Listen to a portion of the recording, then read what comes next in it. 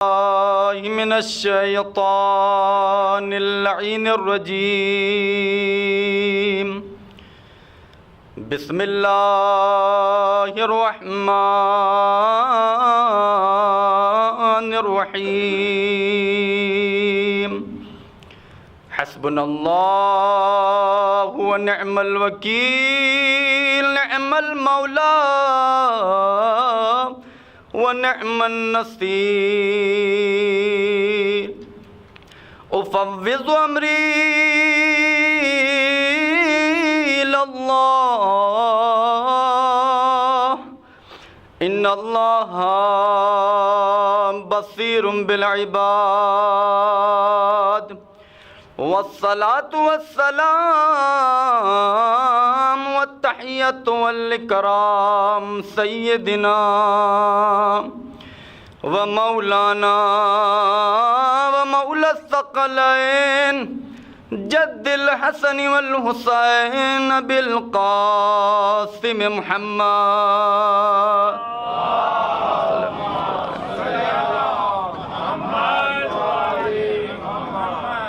وآله الطيبين الطاهرين المعصومين المظلومين واللعنة الدائمة على أعدائهم أجمعين من الآن إلى قيام يوم الدين أما بعد فقد قال الله تبارك وتعالى في كتاب المجيد والفرقان الحميد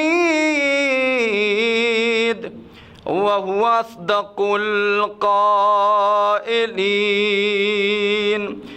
بسم الله الرحمن الرحيم إن الله اصطفى آدم ونوحا وآل إبراهيم وآل عمران على العالمين ذرية بعضها من بعض والله السميع العليم صلوات پڑھیے گا محمد و آل محمد.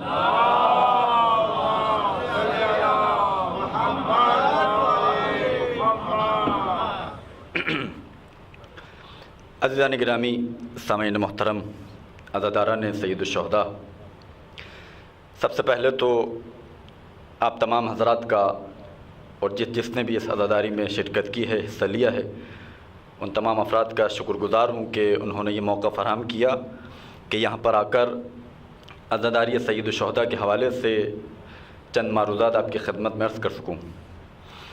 اور اس کے بعد جو ہمیں دعا کرنی چاہیے وہ یہ کرنی چاہیے کہ پروردگار نے ہمیں ایک ایسے گھرانے میں بھیجا، ایک ایسے گھرانے میں ہمیں پیدا کیا، ایک ایسے گھرانے سے ہمیں منسلک کیا کہ جو گھرانہ محبت آل محمد سے سرشار گھرانہ تھا، علی کی محبت کو اپنے دل میں رکھنے والا گھرانہ تھا، علی کی ولایت کو اپنے دل میں رکھنے والا گھرانہ تھا.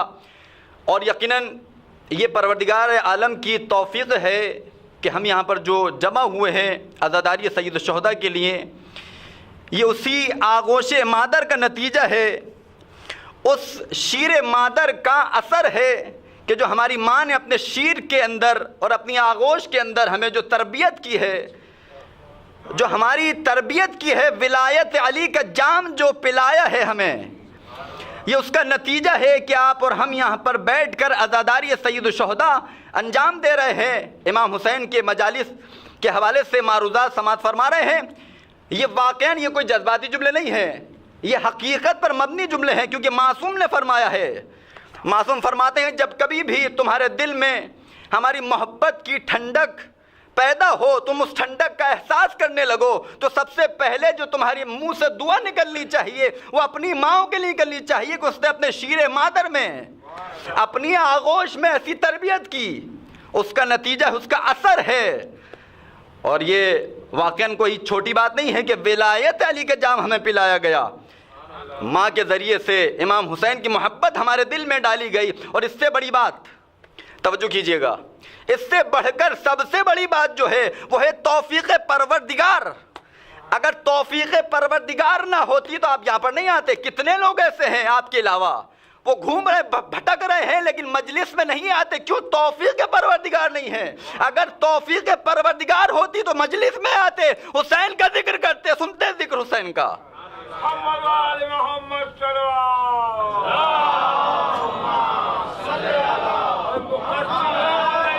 سزائیں دیتا ہوں، گلی گلی میں علی کی سزائیں دیتا ہوں. علی کے نام سے جب جب خوشی ملے مجھ کو، میں اپنی ماں کو ہزاروں دعائیں دیتا ہوں. نعرے حیدری. توجہ فرما رہے ہیں آپ لوگ؟ یہ بہت بڑی نعمت ہے، اس کی قدر کیجئے.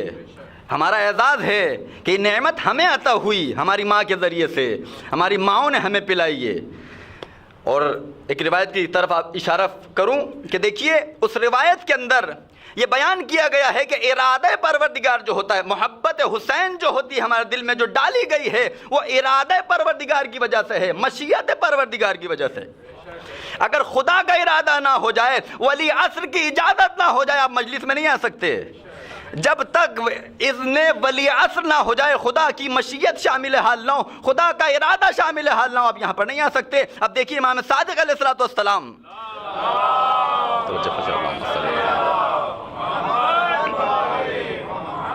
دیکھیے خدا کا ارادہ کیا ہے. کہتے ہیں کہ من اراد اللہ بہ الخیرہ، کہ پروردگار جس کے ساتھ خیر کا ارادہ کرنا چاہتا ہے، توجہ کیجئے گا، جس کے ساتھ نیکی کا ارادہ کرنا چاہتا ہے، اچھائی کا ارادہ کرنا چاہتا ہے، تو کیا کرتا ہے؟ قذف فی قلبہ حب الحسین و حب زیارتہ، تو اس کے دل میں حب حسین کو ڈال دیتا ہے. توجہ فرمائیے گا، اس کے دل میں حب حسین کو ڈال دیتا ہے. نہ صرف حب حسین کو بلکہ حسین کی زیارت کی محبت کو بھی ڈال دیتا ہے اس کے دل میں. من اراد اللہ بالخیرہ، یہ ارادہ کوئی آپ کا اور میرا ارادہ نہیں ہے کہ یہ آج ارادہ کیا کل ختم ہو گیا. یہ پروردگار کا ارادہ ہے، یہ وعدہ پروردگار ہے، مشیت پروردگار ہے کہ حسین کے چاہنے والوں کے دل میں پروردگار عالم نے اچھائی کو رکھا. اور وہ اچھائی کیا ہے؟ حب حسین اور حسین کی زیارت کی محبت. توجہ کیجئے گا، ایک ارادہ پروردگار عالم نے قرآن میں ایک جگہ اور کیا ہے، انما یرید اللہ لیذھب عنکم الرجس اہل البیت ویطہرکم تطہیرا. درود پڑھیں محمد آل محمد. جنگل پہاڑ کرتے ہیں نادے علی علی، ہم ساتھ کی مشکل کو حل کرو، مشکل کشا علی. نعرے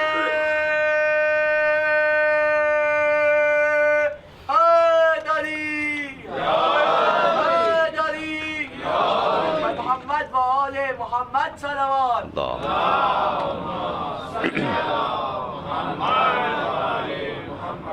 توجہ فرما رہے ہیں آپ؟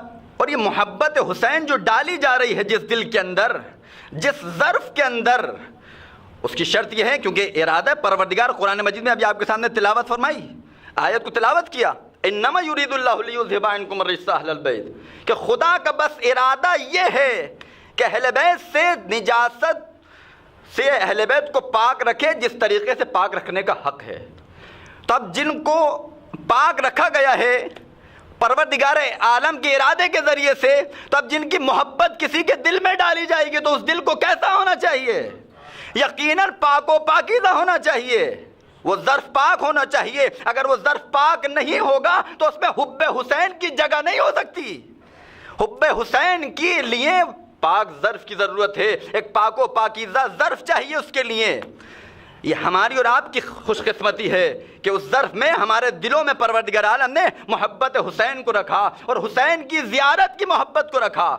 اور اس زیارت کی محبت کو اہل بیت پہچانتے ہیں اسی طریقے سے کہ جو بھی حسین کی زیارت کو جاتا ہے وہ اس طریقے سے اہل بیت پہچانتے ہیں کہ ہمارا محب تھا تو ہماری زیارت کو آیا تھا، ہم سے محبت کرنے والا تھا تو ہماری زیارت کو آیا تھا. اب آئیے ذرا دیکھیے امام معصوم کی ذرا روایت سماعت فرمائیے کہتے ہیں کہ من کان للحسین زوارن عرفناہ بالحب لنا اہل البیت، کہتے ہیں جو بھی ہمارے جد حسین کا زائر بن کے جائے گا کربلا معلی، اس کو ہم اپنی محبت کے ذریعے سے پہچانیں گے۔ ہمارا محب تھا تو زیارت پہ آیا تھا۔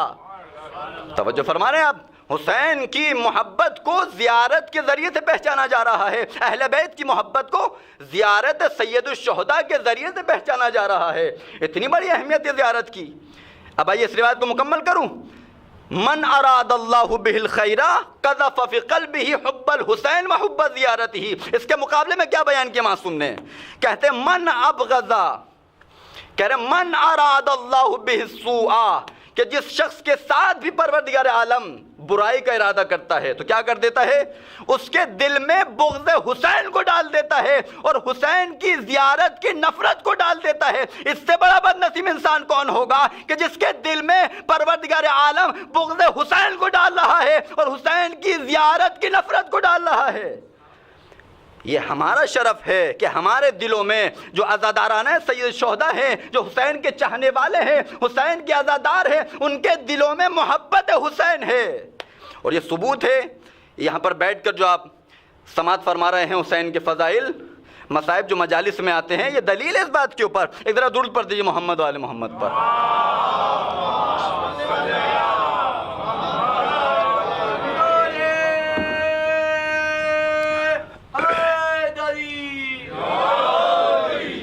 توجہ فرما رہے ہیں آپ، حسین کی محبت کی اہمیت یہ ہے کہ خدا جب نیکی کا ارادہ کرتا ہے کسی کے ساتھ تو اس کے دل میں حب حسین کو ڈال دیتا ہے، نہ صرف حب حسین کو بلکہ حسین کی زیارت کی محبت کو بھی ڈال دیتا ہے۔ اور آپ دیکھیے 40 پہ کتنے لوگ گئے ہیں، یہ دلیل ہے اس بات کے اوپر۔ کتنے لوگ ہیں، دن بدن ہر سال اضافہ ہوتا جا رہا ہے حسین کے 40 کے لیے، چہلم منانے نہ جانے کہاں کہاں سے لوگ آتے ہیں۔ معصوم کا کلام جو ہوتا ہے وہ یقیناً جو معصوم کی زبان سے نکل جائے وہ ہو کر رہتا ہے۔ معصوم کے کلام میں کبھی کوئی جھول نظر نہیں آئے گا آپ کو، جو بیان کیا جاتا ہے معصوم کی زبان سے وہ ہو کر رہتا ہے۔ یہ حب حسین بہت اہمیت رکھتی ہے۔ اس کے بعد دیکھیے جو جس کے دل میں بغض حسین کو پروردگار ڈال دیتا ہے اس کا حال کیا ہوتا ہے؟ اس کا حال اتنا برا ہوتا ہے، اب ذرا سماعت فرمائیے پیغمبر اکرم کی حدیث۔ کہتے ہیں کہ من ابغض الحسن والحسین جاء یوم القیامت ولیس علی وجہہ لحم ولم تنلہ شفاعتی۔ اللہ اکبر، پیغمبر اکرم کی حدیث ہے، یہ کسی عام انسان کی نہیں ہے، معصومین میں بھی سب سے افضل شخصیت پیغمبر کی زبان سے جملے ادا ہو رہے ہیں کہ جو بھی حسن حسین سے بغض رکھے گا اور جب وہ روز قیامت آئے گا، روز محشر جب اس کو لایا جائے گا تو سنیے گے آپ کس طریقے سے اس کو لایا جائے گا، اس کی حالت کیا ہوگی۔ کہتے ہیں کہ اس کے چہرے پر گوشت نہیں ہوگا، یہ عذاب خدا کی پہلی نشانی ہے۔ اور اس سے بڑھ کر عذاب کیا ہوگا، اس سے بڑھ کر اس کی رحمت خدا سے دوری کیا ہوگی۔ پیغمبر اکرم بیان کرتے ہیں وَلَمْ تَنُلْهُ شَفَاعَتِي، کہ اس کو میری شفاعت نصیب نہیں ہوگی، وہ میری شفاعت سے محروم رہ جائے گا۔ یہ ہے جس کے دل میں بغض حسین ہوگا، حسین کی زیارت کی نفرت ہوگی، اس کا یہ حال ہوگا روز محشر۔ توجہ فرمائیے گا، ایک درود ذرا پڑھ دیجیے محمد آل محمد پر۔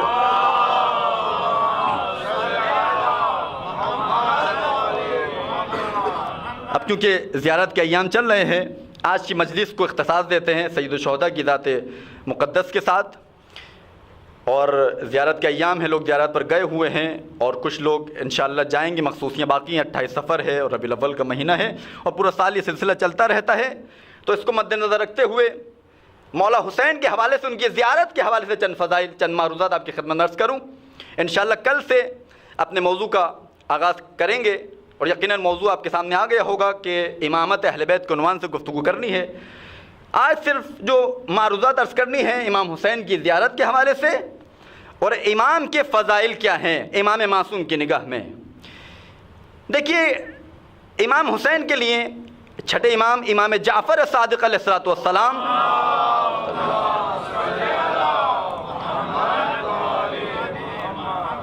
اپنی زبان سے جو کلمات ادا کر رہے ہیں وہ کلمات ایسے ہیں کہ واقعاً وہ تعارف کروایا امام صادق نے اپنے جد مظلوم امام حسین کا، ایسا تعارف آپ کو کہیں نظر نہیں آئے گا سوائے امام حسین کے لیے۔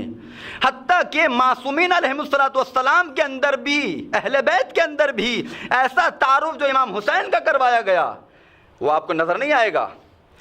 دنیا میں جو تعارف کرواتے ہیں ہم کیسے کرواتے ہیں؟ دیکھیے ہمارا تعارف کروانے کا انداز جو ہوتا ہے وہ الگ ہوتا ہے، اور ہمارے درمیان میں بھی ہر انسان کا تعارف کروانے کا انداز جدا ہوتا ہے۔ مثلا ایک شخص مجلس میں آیا، اب مجھے تعارف کروانا ہے اس شخص کا، اب میرا تعارف کروانے کا انداز جو ہوگا وہ الگ ہوگا، ممکن ہے ان کا کچھ اور ہو، ان کا کچھ اور ہو، مختلف انداز سے مختلف لوگ تعارف کروایا کرتے ہیں۔ مثلا وہ شخص داخل ہوا مجلس کے اندر، اب مجھے تعارف کروانا ہے، یہ کون ہے؟ یہ بہت بڑے انجینئر ہیں، یہ تعارف کروانے کا ایک انداز۔ یا کوئی ڈاکٹر صاحب آ گئے، کہا کہ یہ بہت بڑے ڈاکٹر ہیں، یہ کڈنی کے بہت بڑے ماہر ہیں، کڈنی اگر صحیح کروانی ہے تو ان کے پاس چلے جاؤ، ہارٹ کے یہ ماہر ہیں، اگر ہارٹ کو کوئی مسئلہ ہو جائے تو ان کے پاس چلے جاؤ۔ آپ جب تعارف کروائیں گے آپ کا تعارف کروانے کا انداز کچھ اور ہوگا، توجہ کیجیے گا، آپ کا تعارف کروانے کا انداز کچھ اور ہوگا۔ آپ اس کا تعارف کروائیں گے، نہیں انجینئر تھے آپ کو معلوم ہے، ڈاکٹر تھے آپ کو معلوم ہے، لیکن جب آپ تعارف کروائیں گے تو کیسے کروائیں گے کہ یہ فلاں آیت اللہ کے بیٹے ہیں؟ آپ نے تعارف ان کے ذریعے سے نہیں کروایا جو صفت اس کی ذات کے اندر موجود ہے، بلکہ اس کے بابا کے ذریعے سے، اس کے والد کے ذریعے سے تعارف کروایا کہ ان کے بابا آیت اللہ ہیں، بہت بڑے مجتہد ہیں، مرجع تقلید ہیں، یہ ان کے بیٹے ہیں۔ تو معلوم یہ ہوا کہ دنیا کے اندر ہمارے درمیان میں جو تعارف کروائے جاتے ہیں مختلف ہوتے ہیں۔ میرا تعارف کروانے کا انداز کچھ اور ہوا، آپ کو کچھ اور ہے، ان کا کچھ اور ہے، لیکن جو امام صادق نے تعارف کروایا وہ نہ آپ کے تعارف سے متماثل ہے، متمسک ہوتا ہوا نظر آئے گا، نہ کسی اور تعارف کے ساتھ، حتیٰ اہل بیت کے تعارف میں بھی یہ تعارف نظر نہیں آئے گا جو امام حسین کا امام صادق نے کروایا۔ توجہ کیجئے گا، کیا تعارف کروایا؟ کہتے ہیں کہ السلام علیک یا حجت اللہ۔ پہلا لفظ جو استعمال کیا ہے وہ ایسا پرمعنی لفظ ہے، وہ آپ اور ہم تصور نہیں کر سکتے۔ امام معصوم کی زبان سے جو کلمہ نکلتا ہے وہ کلمہ ہوتا ہے جو پروردگار اس کی زبان پہ جاری کروا دیتا ہے۔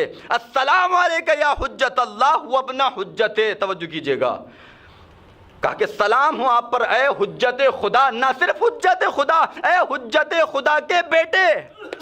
توجہ کر رہے ہیں آپ؟ توجہ کیجئے گا، کیا الفاظ امام صادق اپنی زبان سے جاری کروا رہے ہیں۔ اس کے بعد کہتے ہیں السلام علیک یا قتیل اللہ وابن قتیل، سلام ہو آپ پر اے مقتول پروردگار، نہ صرف مقتول پروردگار بلکہ مقتول پروردگار کے بیٹے آپ پر سلام۔ توجہ کیجئے گا، دیکھنے میں سلام ایک ہے لیکن در واقع دو سلام پیش کیے جا رہے ہیں۔ پہلا سلام حجت خدا کے بیٹے، دوسرا سلام قتیل اللہ اور قتیل اللہ کے بیٹے، توجہ کیجئے گا، اور تیسرا سلام جو پیش کیا السلام علیک یا سار اللہ وابن سارے، سلام ہو آپ پر اللہ کے خون، توجہ کیجئے گا، اور اللہ کے خون کے بیٹے آپ کے اوپر سلام۔ توجہ فرمائیے گا، دیکھیے ہمارے اماموں میں کتنے امام ایسے ہیں جن کو تلوار کے ذریعے سے شہید کیا گیا؟ دو امام صرف، یا امام علی علیہ السلام اور دوسرے مولا حسین علیہ السلام کی ذات۔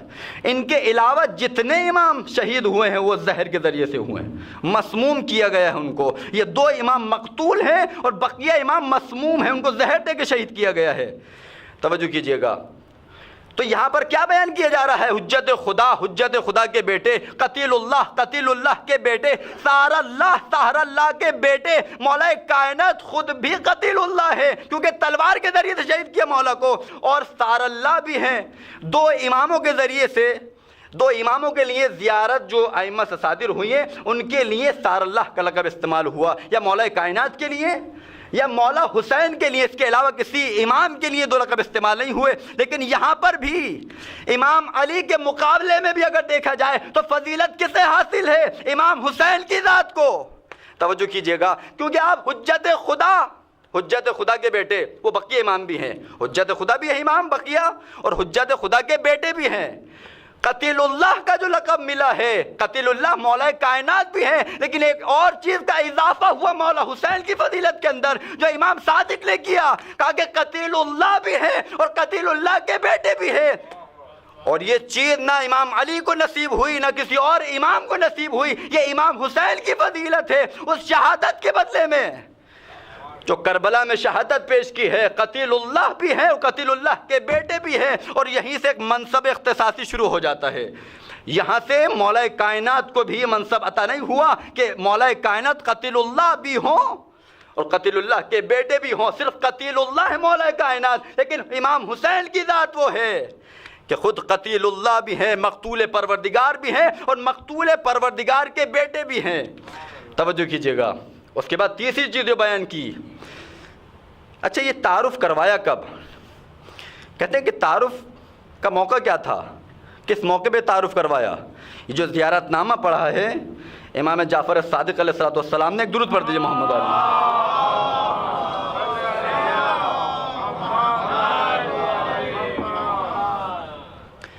یہ جو زیارت نامہ پڑھا ہے اور ہمیں اور آپ کو آداب زیارت مولانا نے اس میں سکھائے ہیں۔ لوگ سوال کرتے ہیں مولانا بتائیے زیارت پر جا رہے ہیں، امام حسین کی زیارت یا مختلف مقامات پر زیارت لینے جا رہے ہیں، کچھ آداب زیارت بتائیے۔ امام جعفر صادق علیہ السلام نے آپ کو اس میں آداب زیارت بھی بتا دیے اور اپنے جد مظلوم کا تعارف بھی کروا دیا۔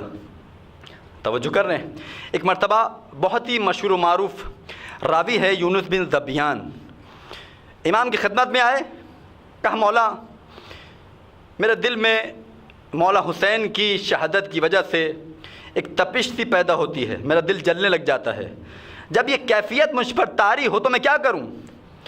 ایک مرتبہ میرے مولا امام جعفر صادق علیہ السلام نے بیان کیا کہ جب تمہارے اوپر یہ کیفیت طاری ہو جائے، جب تمہاری یہ حالت ہونے لگے تو 3 مرتبہ یہ کہہ دیا کرو صلی اللہ علیہ یا ابا عبداللہ، صلی اللہ علیہ یا ابا عبداللہ، صلی اللہ علیہ یا ابا عبداللہ، اے ابا عبداللہ اللہ تعالیٰ آپ پر صلوات بھیجے۔ صلی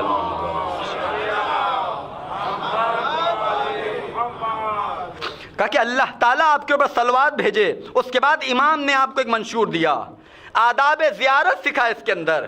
اس کے بعد کہتے ہیں یونس یاد رکھو جب کبھی بھی تم ارادہ کرو ہمارے جد مظلوم امام حسین کی زیارت کرنے کا تو سب سے پہلے آب فرات سے غسل کر لینا، غسل کرنے کے بعد پاک و پاکیزہ لباس پہن لینا، اور جب یہ لباس پہن لو، اب جب حرم امام حسین میں جانے کا ارادہ کرو تو تم کیا کرنا، اپنے پیروں سے چپلوں کو اتار دینا، پا برہنہ جانا۔ تمہیں معلوم تم کہاں جا رہے ہو؟ تم حرم پروردگار میں سے ایک حرم میں جانا چاہ رہے ہو۔ یہ حرم پروردگار سے تعبیر کیا ہے مولا نے۔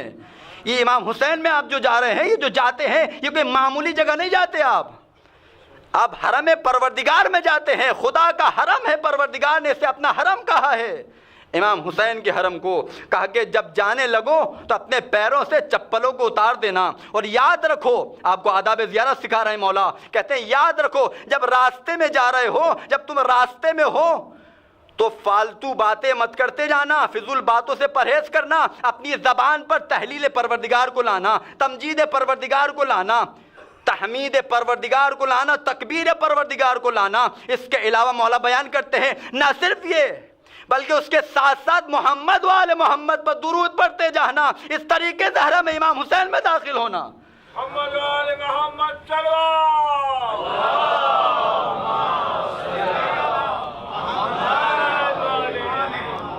توجہ فرما رہے ہیں؟ امام صادق علیہ السلام نے آپ کو آداب زیارت بھی سکھا دیے اور اپنے جد مظلوم کے فضائل بھی بیان کر دیے کہ ہمارا جد مظلوم کوئی معمولی شخصیت نہیں ہے، ایک بہت بڑی شخصیت کا نام ہے حسین۔ حسین بہت عظیم ہستی کا نام ہے، یہ صادق آل محمد اپنی زبان سے جاری کیا۔ عزیزان گرامی دیکھیں یہاں پر ایک سلام عام ہوا اور 2 سلام جو ہیں وہ خاص ہیں، آپ کی خدمت میں عرض کیا۔ اس کی وجہ کیا ہے؟ دیکھیں امام ایک سلام کر دیتے، 2 سلام کر دیتے، مولا نے سلام پیش کی ہیں لیکن مختلف انداز سے پیش کیے۔ کیا بیان کرنا چاہ رہے ہیں مولا؟ مولا یہ بیان کرنا چاہ رہے ہیں کہ امام حسین کی جو ہستی ہے وہ مختلف زاویوں سے دیکھو گی تو مختلف نظر آئے گی، ہر حوالے سے فضائل نظر آئیں گے امام حسین کے۔ توجہ فرما رہے ہیں آپ؟ اور یہی وجہ ہے کہ امام معصوم کے کلام میں جو پروردگار عالم نے حکمت کو رکھا، علم کو رکھا، معرفت کو رکھا، یہ ایسے ہی نہیں رکھ دیا بلکہ اس کی وجہ، اس کا ریزن ہے، اس کی علت ہے۔ بغیر علت کے کوئی کام نہیں کرتا پروردگار عالم۔ حکمت کو معصوم کی زبان پہ رکھا، اس کی وجہ کیا ہے؟ آپ نے سنا ہوگا کہ کلام الامام جو ہوتا ہے وہ امام الکلام ہوا کرتا ہے، تمام کلاموں سے اوپر ہوتا ہے۔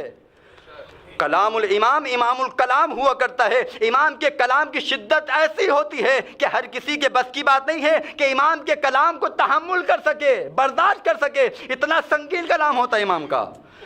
کلام الامام امام الکلام. اب ذرا ایک روایت آپ کی خدمت درج کر دوں کہ کتنی شدت رکھتا ہے امام معصوم کا کلام, کہ ہر کس و ناقص کی بات نہیں ہے کہ امام معصوم کے کلام کو سمجھ سکے, درک کر سکے, اس کا احسا کر سکے. توجہ کیجئے گا, امام کا ایک چاہنے والا ہے, امام علی علیہ السلام کا حمام ہے ان کا نام, اور اس نام سے خطبہ بھی نہج البلاغہ میں موجود ہے. خطبہ متقین بھی کہا جاتا ہے, اور خطبہ حمام کے نام سے بھی یہ خطبہ نہج البلاغہ میں موجود ہے. کہتے ہیں کہ ایک مرتبہ بیان کرنا چاہ رہا ہوں کہ امام کا جو کلام ہوتا ہے, امام معصوم کا جو کلام ہوتا ہے, کتنی شدت رکھتا ہے, کتنی سنگینی اپنے اندر رکھتا ہے. آئے مولا کی خدمت میں, کہا کہ مولا صف لی المتقین, میرے لیے متقین کی صفات بیان کیجئے. اور یہ کس سے کہا جا رہا ہے؟ صاحب منبر سلونی سے, کہ جو پوری رات بیٹھ کر ابن عباس کے لیے بسم اللہ کی تفسیر کرنے بیٹھ جائے, پوری رات چلی جائے لیکن بسم اللہ کی تفسیر ختم نہ ہو. اس سے سوال کیا جا رہا ہے, مولا صف لی المتقین, میرے لیے متقین کی صفات بیان کیجئے. متقی کسے کہتے ہیں؟ اب امام نے بہت ہی جلدی سے, روایت کے جملے ہیں, بہت ہی جلدی سے امام نے کیا کہا؟ حمام اتق اللہ فاحسن, اللہ کا تقوی اختیار کرو اور نیک کام انجام دو. کہا کہ مولا بس, کہ مولا مجھے اور بیان کیجئے. مولا نے کہا کہ تم برداشت نہیں کر پاؤ گے, ہمارے کلام کو تمہارے اندر برداشت کرنے کی صلاحیت نہیں ہے. لیکن یہاں پر اصرار پہ اصرار کہے جا رہے ہیں, مولا بیان کیجئے. مولا نے کہا اتق اللہ فاحسن, تقوی اختیار کرو اور نیکوکار بن جاؤ, اچھے کام انجام دو, حرام سے بچو اور حلال کو انجام دو. کہتے ہیں مولا بیان کیجئے. مولا بیان کرتے جا رہے ہیں, اصرار پہ اصرار ہوتا جا رہا ہے. مولا کہہ رہے ہیں تم برداشت نہیں کر پاؤ گے. اب روایت کے جملے یہ توجہ کیجئے گا کہ امام معصوم کے کلام کی شدت کیا ہوتی ہے. ایک مرتبہ میرا مولا متقیان علی ابن ابی طالب نے اپنی زبان کو کھولا, منبر سلونی نے اپنی زبان کو جب حرکت دینا شروع کی, امام نے کہا متقی یہ ہوتا ہے, متقی وہ ہوتا ہے. یہاں تک کہ روایت کے جملے ہیں 110 صفات میرے مولا نے بیان کر دی. اور جب یہ روایت چل رہی تھی, یہ بیان کرتے جاتے تھے مولا, روایت کے جملے یہ ہے, حمام کے بال سفید ہونا شروع ہوئے. توجہ کیجئے گا, کیا کلام معصوم کی شدت ہے. مولا منع کر رہے ہیں, تم برداشت نہیں کر پاؤ گے, لیکن اصرار پہ اصرار ہو رہا ہے. اب مولا کا وظیفہ بن گیا تھا, معصوم کا وظیفہ بن گیا تھا, اب واجب تھا بتاتے. امام نے جب بیان کرنا شروع کیا, حمام کے بال سفید ہونا شروع ہوئے. سفید ہونے کے بعد حمام غش کھا کر زمین پر گرے, اور روایت کہتی ہے جان دے دی, مر گئے. اللہ اکبر. کلام معصوم کی شدت کے طرح آپ ملاحظہ کیجئے, اس کو ذرا درک کرنے کی کوشش کیجئے. اسی وجہ سے معصوم نے بیان کیا ان امرنا صعب مستصعب, کہ ہمارا امر جو ہے بہت ہی سخت ہے, دشوار ہے, مشکل ہے, اس کو کوئی درک کر سکے. سوائے 3 گروہ کے مولا نے بیان کیا, لا یتحمل الا ملک مقرب او نبی مرسل او مؤمن امتحن اللہ قلبہ للایمان. کہا کہ 3 اشخاص ایسے ہیں, 3 گروہ ایسے ہیں کہ جن کے اندر خدا نے صلاحیت رکھی ہے کہ ہمارے کلام کو درک کر سکیں, احسا کر سکیں. کہا کہ یا نبی مرسل ہیں, کہ جن انبیاء کو خدا نے بھیجا ہے وہ یہ صلاحیت رکھتے ہیں کہ ہمارے کلام کو درک کر سکیں, اس کو سمجھ سکیں, اس کو ادراک کر سکیں. کہا کہ دوسرا کون ہے؟ کہا کہ ملک مقرب, وہ فرشتہ, ہر فرشتہ نہیں. توجہ کیجئے گا, معصوم نے یہاں پر قید لگا دی ہے, ہر فرشتہ نہیں, جو مقرب ترین فرشتہ ہے وہ سمجھنے کی صلاحیت رکھتا ہے. اس کے بعد کہتے ہیں وہ مومن انسان کی جس کے قلب کا, جس کے دل کا پروردگار عالم نے امتحان لے لیا ہو, یا وہ سمجھ سکتا ہے. توجہ کیا آپ نے, ان امرنا صعب مستصعب, ہمارا امر بہت دشوار ہے, سنگین ہے. ذرا ایک درود پڑھ دیجئے محمد آل محمد.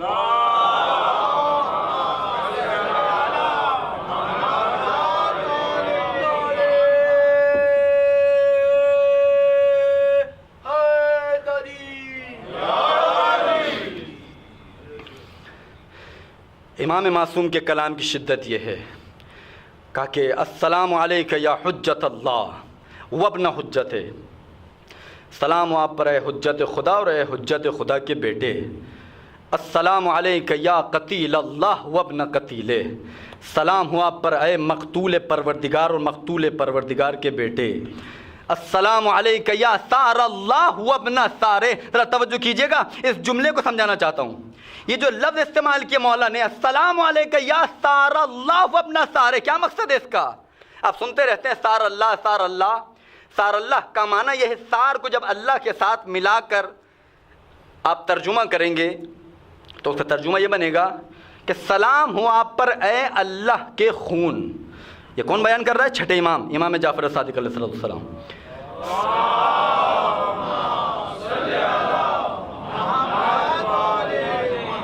کہ سلام ہو آپ پر اے اللہ کے خون. یہ اللہ کا خون کیوں کہا جاتا ہے امام کو؟ معلوم ہے آپ کو, کربلا میں جو امام کا خون گرا, اور کس وقت گرایا مولا نے اپنا خون؟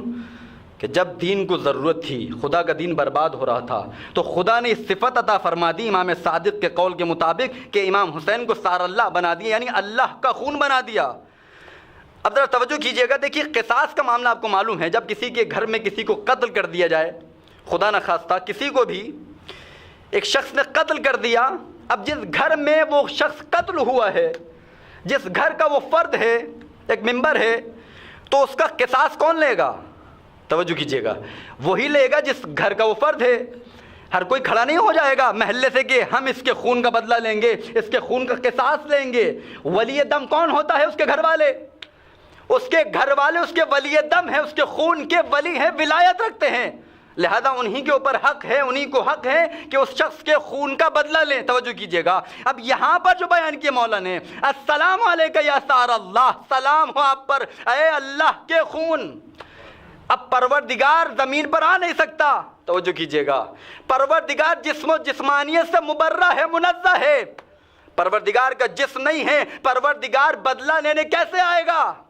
اور امام ہے پورے عالمین کے, اور ایسی شخصیت کو ہونا چاہیے جو امام حسین کے خون کا بدلہ لے, وہ بھی عالمین کی ہونی چاہیے, پوری عالمین پہ اس کی ولایت ہونی چاہیے, جب آ کر وہ بدلہ لے سکے گا. توجہ کیجئے گا, السلام علیک یا سار اللہ, سلام ہو آپ پر اے اللہ کے خون. اب پروردگار زمین پر آ نہیں سکتا, اب پروردگار کیسے خون کا بدلہ لے گا؟ تو پروردگار عالم نے اس کا بھی انتظام فرما دیا. ایک ولی دم کو, امام حسین کے خون کا بدلہ لینے والے کو پردہ غیبت میں رکھ کر یہ بھی انتظام فرما دیا, جب میرا مولا ظہور فرمائے گا, حسین کے قاتلوں سے حسین کا بدلہ لے گا, ان کو واصل جہنم کرے گا. توجہ فرما رہے ہیں آپ؟ السلام علیک یا سار اللہ, سلام ہو آپ پر اے اللہ کے خون. کیونکہ معمولی جملہ نہیں ہے یہ جو امام سلام کر رہے ہیں. بالکل دیکھیے, آپ جو فضائل دیکھتے ہیں کسی شخص کے, یا میں جو دیکھتا ہوں, یا دنیا کا جو معمول ہے, وہ ظاہری رکھ رکھاؤ دیکھ کر فضائل کو دیکھتے ہیں ہم لوگ. ہمیں نہیں معلوم اس کے دل میں کیا چل رہا ہے, اس کے باطن میں کیا ہے, اس کے درون میں کیا چل رہا ہے. توجہ کیجئے گا. لیکن امام صادق جب کسی کی تعریف کرنے پر آتے ہیں تو اس کا ظاہر نہیں دیکھتے, بلکہ اس کے دل کا مطالعہ کر رہے ہوتے ہیں. قلب شخصیت کو دیکھ کر وہ تعریف کرتے ہیں, سامنے والی شخصیت کے دل کو دیکھتے ہیں. یہ امام معصوم کی نگاہ کا کرشمہ ہے, آپ کی اور ہماری نگاہ نہیں ہے. ہماری جتنی نگاہیں جمع ہو جائیں, معصوم کا ایک سر سوزن ہوتی ہے, ایک سوئی کا سرا ہوتا ہے, اس کے مقابل بھی نہیں آ سکتی, وہ نہیں کر سکتا مقابلہ. وہ معصوم کی نگاہ ہوتی ہے, وہ کرشمہ ہوتا ہے معصوم کا. اب امام صادق علیہ السلام نے جو یہاں پر تعریف کی ہے, یہ لفظ جو استعمال کیا ہے, وہ قلب امام حسین کو دیکھ کر تعریف کر رہے تھے. ولو یہ کہ امام کا ظاہر بھی اعلیٰ ہے, امام کا باطن بھی اعلیٰ ہے, لیکن امام صادق نے جو دیکھا وہ قلب امام حسین کو دیکھ کر کہا, السلام علیک یا سار اللہ وابن سارے. نہ صرف یہ کہ اللہ کے خون آپ پر سلام, بلکہ اللہ کے خون کے بیٹے آپ پر سلام. توجہ کریں آپ, السلام علیک یا سار اللہ وابن سارے. ایک درود پڑھ دیجئے محمد والے محمد پر.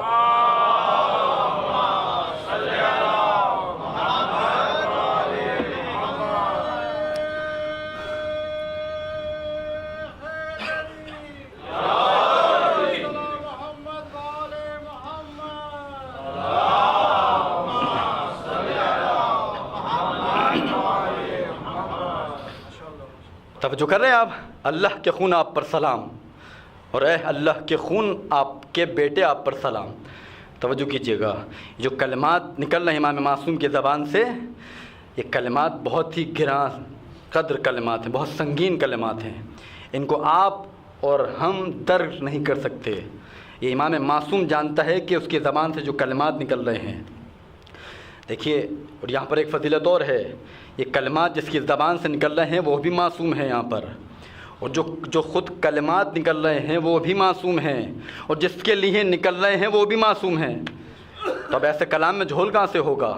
بالکل اس کا جو نتیجہ سامنے آئے گا کیسا آنا چاہیے، توجہ کیجیے۔ اب اس کے بعد جو زیارت امام صادق علیہ السلام بڑھاتے ہیں آگے، کہتے ہیں کہ اشہد ان، توجہ کیجیے گا، اشہد ان دمک سکن فی الخلد وشعرت لہ اذلۃ العرش وبک لہ جمیع الخلائق، توجہ کیجیے گا، کہتے ہیں میں شہادت دیتا ہوں۔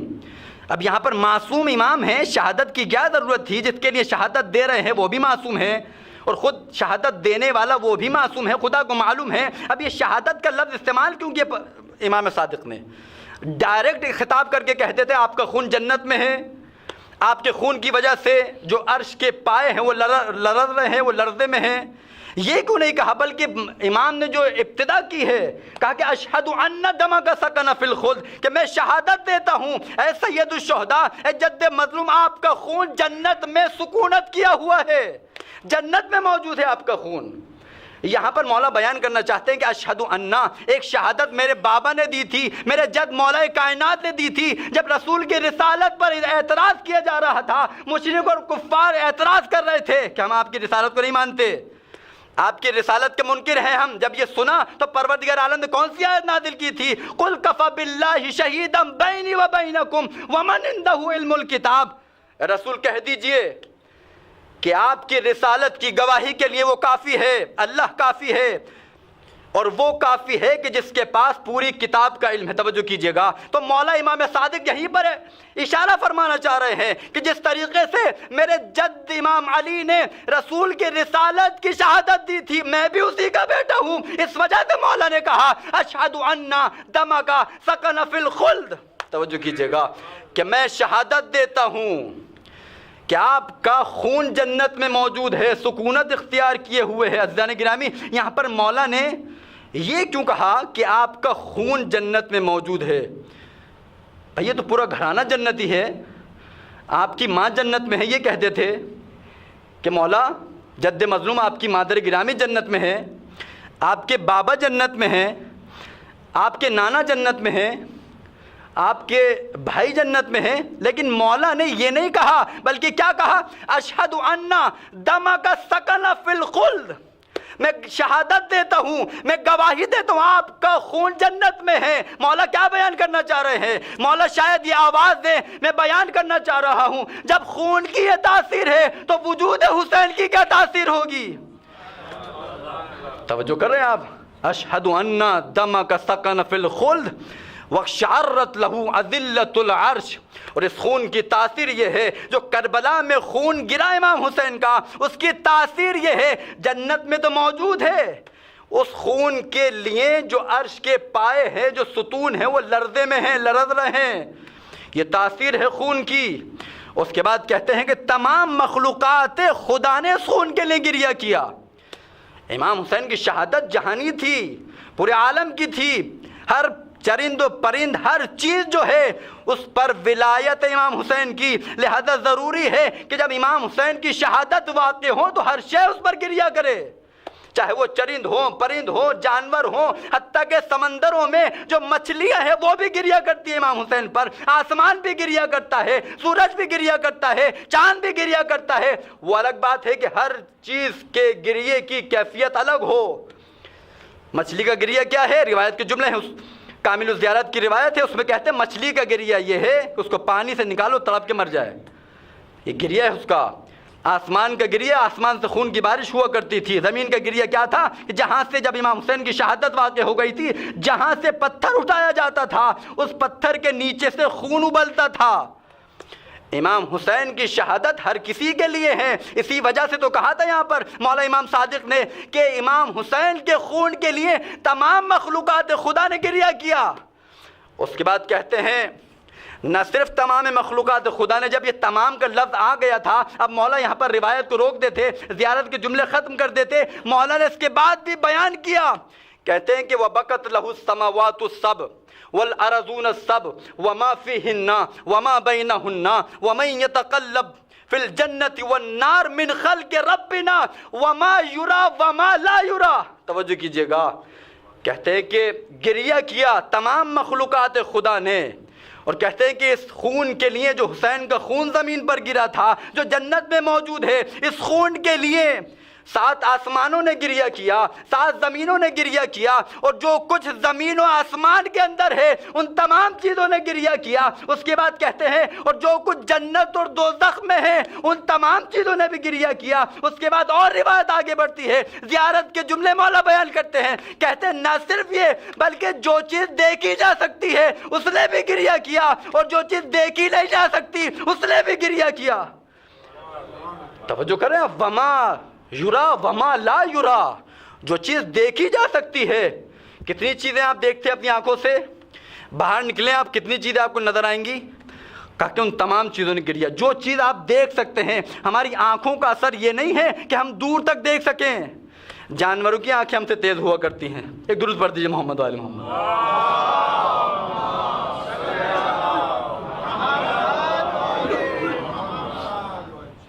توجہ کر رہے ہیں آپ؟ وما یرا وما لا یرا. امام حسین کے خون نے کیا کیا؟ پورے عالم کو منقلب کر کے رکھ دیا. گلا جو کٹوایا اس میں اتنی تاثیر تھی، خالصتاً للہ تھا. یہ جبھی امام حسین کے خون میں تاثیر ہے. جو قربانی پیش کی میرے مولا نے، وہ ایسی قربانی کہ انبیاء پریشان ہیں، ابراہیم پریشان ہیں، عیسیٰ پریشان ہیں، موسیٰ، تمام انبیاء پریشان ہیں. ایسی قربانی پیش کی. توجہ کر رہے ہیں آپ؟ ایک روایت ملتی ہے، کہتے ہیں کہ علماء بیان کرتے ہیں کہ جب ابھی مصائب سے دور ہوں، امام حسین کے جب گلے پر خنجر چل رہا تھا، کہتے ہیں کہ تمام لوگ آئے، تمام انبیاء آئے زمین پر، رسول خدا صلی اللہ علیہ وآلہ وسلم آئے، جناب سیدہ آئیں، جناب مولا کائنات آئے. جب شمر سوار تھا، ابھی گلے پر چھری پھیر رہا تھا، آہستہ آہستہ کر کے سب چلے گئے. موسیٰ چلے گئے، ابراہیم چلے گئے، نوح چلے گئے، جتنے انبیاء آئے تھے سب چلے گئے. حتیٰ کہ علماء بیان کرتے ہیں، کہتے ہیں کہ رسول خدا بھی چلے گئے، مولا کائنات بھی چلے گئے. صرف باقی بچی تو کون باقی بچی؟ حضرت فاطمہ زہرا سیدۃ النساء العالمین.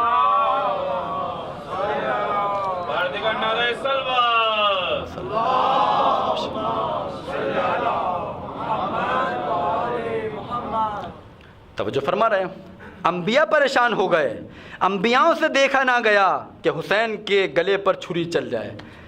یہ حسین کی ماں کا جگر تھا کہ سامنے کھڑی رہی بی بی سیدہ اور دیکھتی رہی اس بیٹے کو جس کو چکیاں پیس پیس کر سیدہ نے پالا تھا، اپنی آنکھوں کے سامنے دیکھا.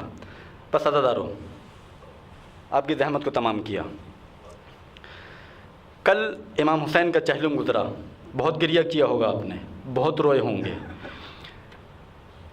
عزادارو دیکھیے، امام حسین کے اتنے فضائل آپ نے سنے. امام حسین نے بہت بڑی قربانی پیش کی، ایسی قربانی کہ اولو العزم پیغمبر بھی اگر اس جگہ پر ہوتے تو ایسی قربانی نہیں پیش کر سکتے تھے. ایسی قربانی حسین نے پیش کی. لیکن یہ جو کریڈٹ جاتا ہے صرف امام حسین کو نہیں جاتا. امام حسین کے خود جملے ہیں کہ بہن زینب، کربلا تک میرا کام تھا، اب اس کے بعد تمہارا کام شروع ہو گیا، اجرکم اللہ. صرف امام حسین نے قربانی پیش نہیں کی، کربلا کو بچانے میں زینب کا بھی ہاتھ ہے. اگر جناب زینب سلام اللہ علیہ کی ذات نہ ہوتی تو کربلا میں دفن ہو کے رہ جاتی. حسین نے اگر گلا کٹا کے خدا کے دین کو بچایا ہے تو جناب زینب نے اپنی چادر دے کے دین کو بچایا ہے. ایک مرتبہ ولید کے دربار میں جب مولا حسین گئے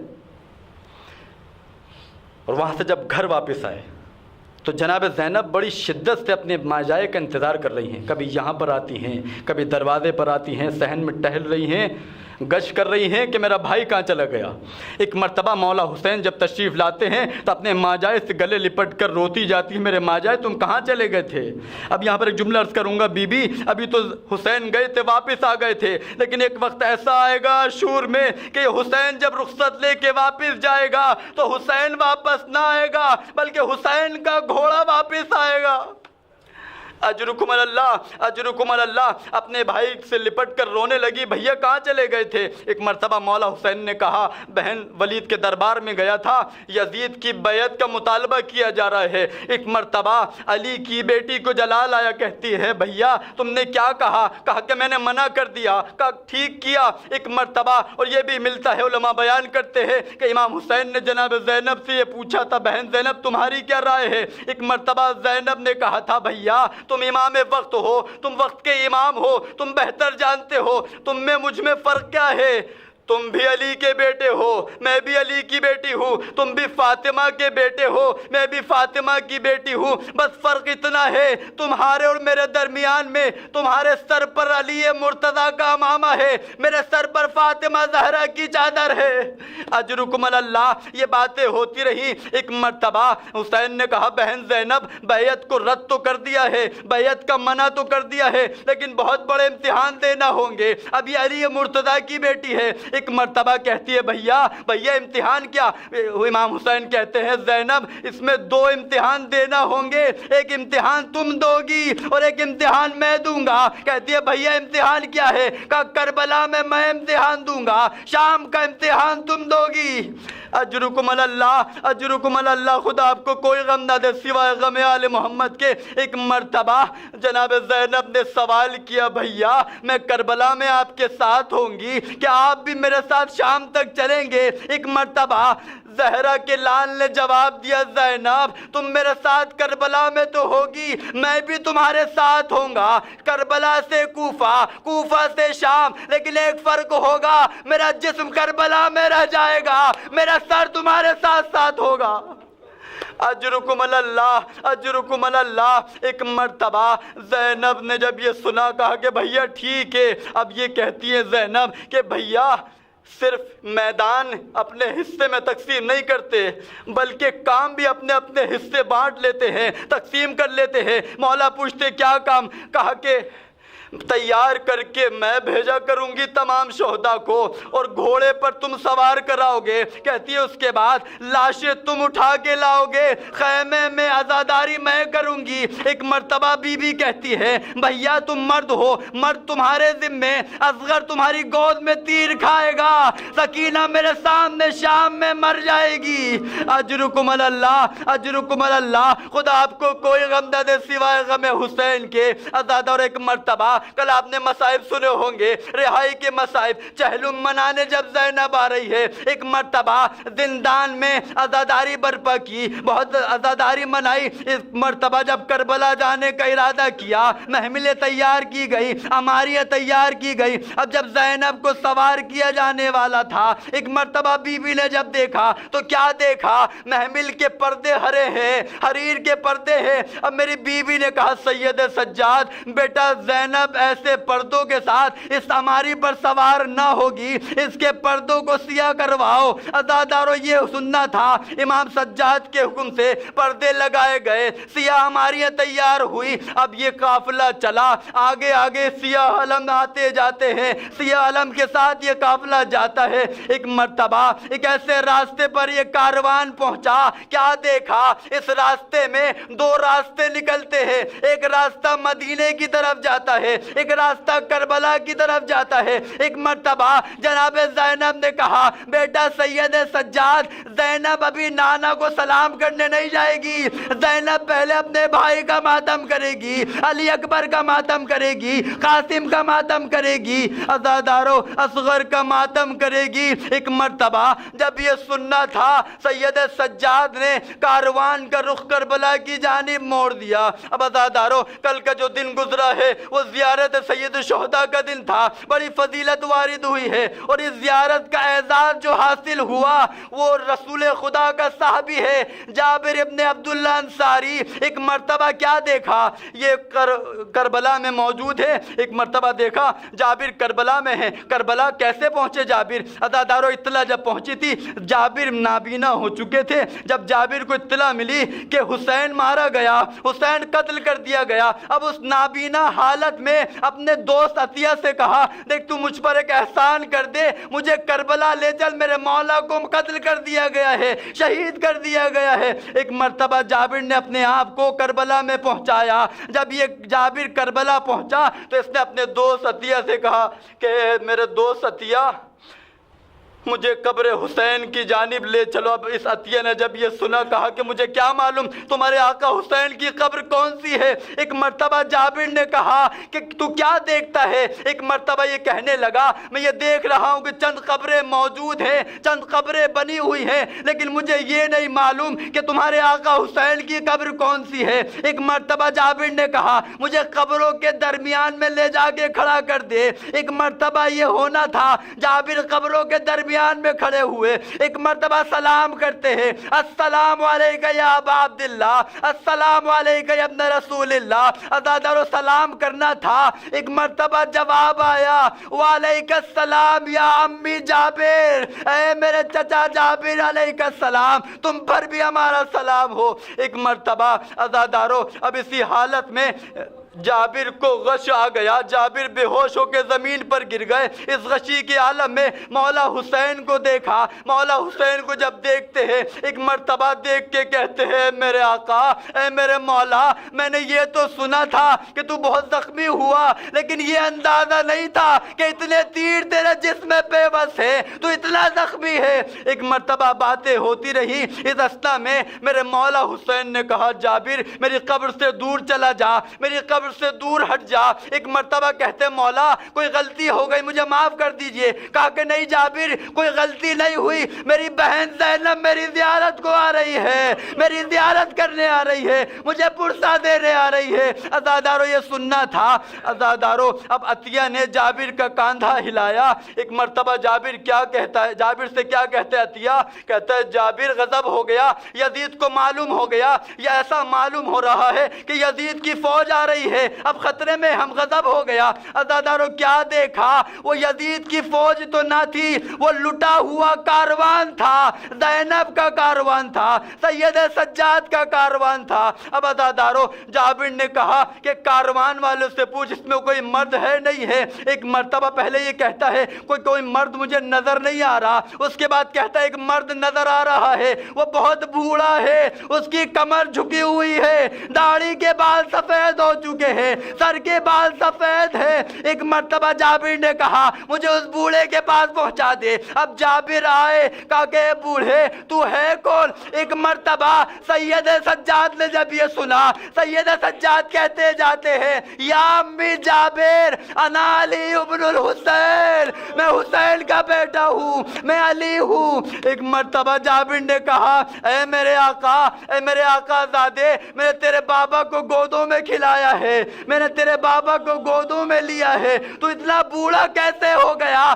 یہ سننا تھا. سید سجاد نے کہا یا امی جابر الشام الشام الشام. عزادارو یہ ہونا تھا. ایک مرتبہ زینب آگے بڑھی, اپنے بھائی کی قبر پر اپنے آپ کو گرا دیا اور بیان کرتی جاتی ہے, کہتی ہے بھیا جو مدینے میں وعدہ کیا تھا کہ شام کو میں فتح کروں گی, کربلا کو تم فتح کرو گے. زینب شام کو فتح کر کے آ گئی, لیکن اے بھیا ایک خوشی تو یہ ہے کہ شام فتح ہو گیا, زینب نے شام کو فتح کر دیا, لیکن بھیا ایک غم کی خبر یہ ہے جو امانت میں نے سپرد کی تھی کربلا سے کوفہ, کوفہ سے شام تک سکینہ میرے ساتھ تھی, لیکن جب زینب تیری قبر پہ آ رہی ہے, تیرا چہلم منانے آ رہی ہے, تیری بیٹی سکینہ کو زندان شام میں چھوڑ گئی.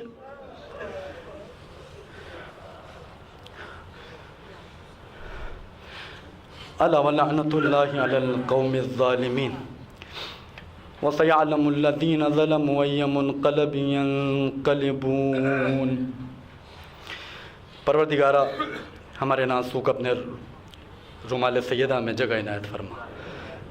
پروردگار مجلس میں جو بھی دلی نیک حاجات لے کر حاضر ہوا ہے ان کی تمام دلی نیک حاجات کو پورا فرما. پروردگار حاضرین مجلس میں جو بھی بے اولاد ہیں ان کو اولاد نرینہ عنایت فرما. پروردگار جو بے روزگار ہیں ان کو اچھا روزگار عطا فرما. پروردگار اس عزاداری کو زیادہ سے زیادہ ترقی عنایت فرما۔ پالنے والا جو بھی جس حوالے سے بھی جتنا بھی اس عزاداری میں شریک ہیں ان کی تمام پریشانیوں کو دور فرما۔ پروردگار ان کی توفیقات میں اضافہ فرما۔ پروردگار ان کے قلیلہ و صغیرہ و کبیرہ گناہوں کی بخشش فرما۔ پروردگار آخر میں ناسوؤں کا واسطہ دے کر تجھ سے دعا کرتے ہیں پالنے والے، یہ دنیا ظلم و جور سے بھر چکی ہے، اپنی آخری حجت امام زمانہ علیہ الصلوۃ والسلام کے ظہور میں تعجیل فرما۔ ربنا تقبل منا انک انت السمیع العلیم برحمتک یا ارحم الراحمین۔ ماتم حسین۔